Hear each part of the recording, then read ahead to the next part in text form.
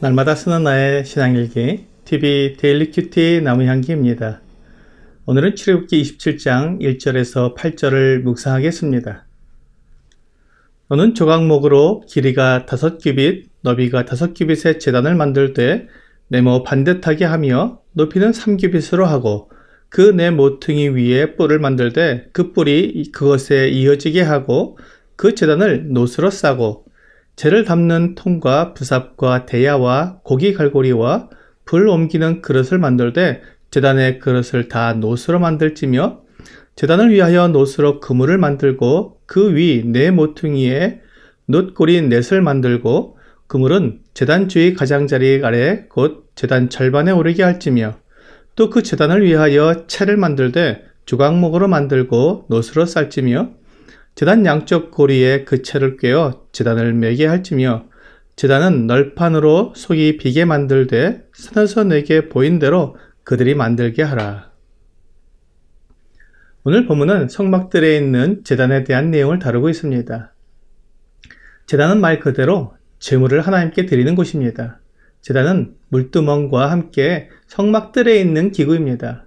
성막문을 통해 성막들에 들어오면 제일 먼저 만나는 것이 이 제단입니다. 제단은 조각목으로 만들어서 놋으로 쌌습니다. 성막 안 성소와 지성소에 있는 기물들은 다 금으로 만들고 금으로 쌌지만 성막들에 있는 기물들은 다 놋으로 만들고 놋으로 쌌습니다. 금은 하나님의 거룩하심을 나타내주고 있고 놋은 하나님의 심판을 나타내주고 있습니다. 제단은 하나님께서 죄인을 심판하시는 두렵고 떨리는 자리입니다.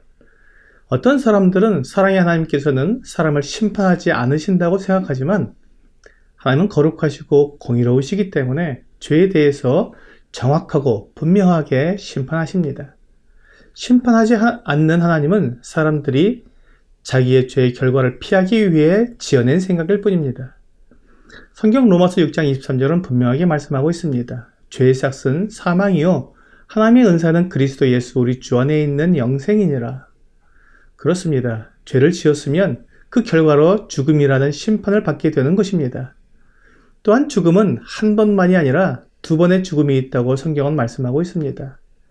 요한계시록 20장 13절과 14절은 바다가 그 가운데서 죽은 자들을 내주고 또 사망과 음부도 그 가운데서 죽은 자들을 내주매 각 사람이 자기의 행위대로 심판을 받고 사망과 음부도 불못에 던져지니 이것은 둘째 사망 곧 불못이라 라고 분명히 말씀하고 있습니다.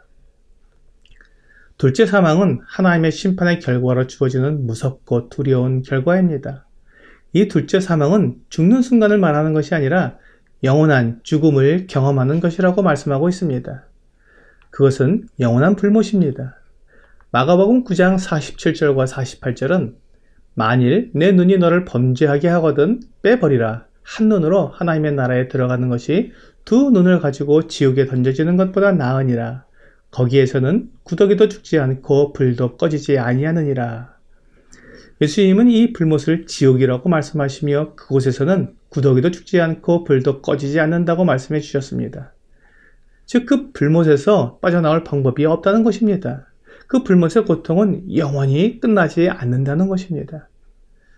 첫째 죽음은 우리의 영혼이 육체와 분리되는 죽음입니다. 이건 역시 고통스럽고 두렵지만 사실 그것은 잠깐 동안의 고통일 뿐입니다. 육체의 호흡이 멈춰지면 모든 고통이 끝납니다. 하지만 둘째 사망 곧 불못은 그렇게 끝나는 고통이 아니라 영원한 고통, 영원한 두려움이 있는 상태를 말합니다. 그렇기 때문에 주 예수님께서 이 지옥에 가지 않을 수 있다면 차라리 눈을 빼서라도 손을 자르고 발을 자르고서라도 가지 말라고 말씀하신 것입니다. 하나님의 심판은 무섭고 두렵습니다. 그것을 오늘 본문에 나오는 이 제단이 분명히 보여주고 있습니다. 이 제단에는 제물을 올려놓고 불로 태울 수 있는 구조로 만들어져야 했습니다. 그래서 조각목으로 가로 세로 2m가 넘는 네모진 제단을 만들고 그 속은 비게 하고 그 제단의 내부에 놋그물을 만들어 제단 중간에 걸칠 수 있게 했습니다. 이 그물에 희생제물을 올려놓고 불을 지펴서 하나님께 태워 드릴 것입니다. 죽음과 불에 태워지는 이 희생제물의 모습이 하나님께서 말씀하신 둘째 사망의 모습을 그림자로 보여주고 있습니다. 원래 이 희생 제물의 심판의 자리에는 짐승이 아니라 죄를 지은 사람이 놓여져야 했습니다. 하지만 하나님께서 사람 대신 짐승을 제물로 받으시고 사람의 죄를 용서해 주시는 법을 만들어 주신 것입니다. 하나님은 이러한 제사의 법을 통해 하나님께서 온 세상 모든 사람의 죄를 용서하시는 놀라운 은혜를 베푸실 계획을 가지고 계심을 나타내 주신 것입니다. 이스라엘 백성들이 죄를 지어서 죽음의 심판을 받아야 했지만 그 대신 희생 제물을 통해 죄 용서를 받은 것처럼 하나님은 영원한 멸망, 영원한 심판을 받아야 할 이 세상의 모든 사람들의 죄를 용서하시기 위해 영원한 제물이신 하나님의 아들 예수 그리스도를 보내주셨습니다. 하나님의 아들 예수 그리스도께서 십자가에서 나를 위해 죽으심으로 완전한 죄 사함을 얻게 된 것입니다.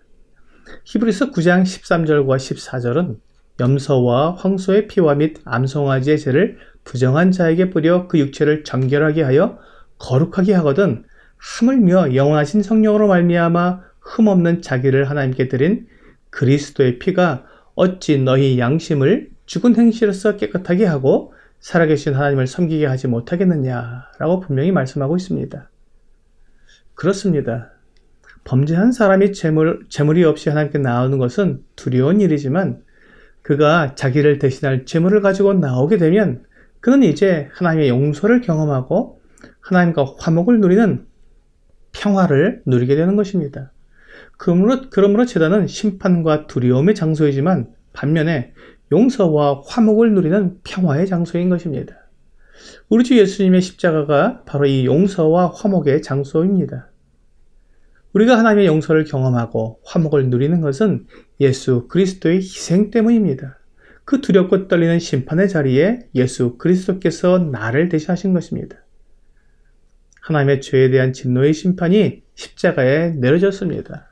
아무 죄도 없으신 그리고 사람을 만드시고 사람을 사랑하신 우리 주 예수님께 하나님의 형벌이 그대로 내려진 것입니다. 주 예수님께서 그렇게 십자가에서 형벌을 받으신 것은 오직 나의 죄 때문입니다. 이제 하나님의 심판은 모두 지나갔습니다. 나에게 내려질 모든 심판이 우리 주 예수님께 내려짐으로 남아있는 심판은 없습니다.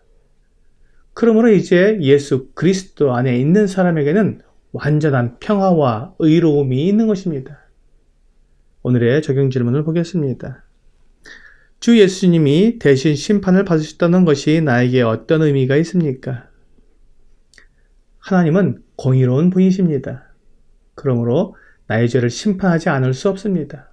그 공의로운 심판을 나 대신 주 예수님께서 받으신 것입니다. 그래서 나를 살려주셨습니다. 이 사랑의 주 예수님께서 나의 완전한 주인이 되어주셨습니다. 오늘 나의 생명은 나의 것이 아니라 예수 그리스도의 것임을 고백하고 주님을 위해 나의 삶을 드리는 놀라운 고백을 하시기를 주 예수님의 이름으로 기도합니다.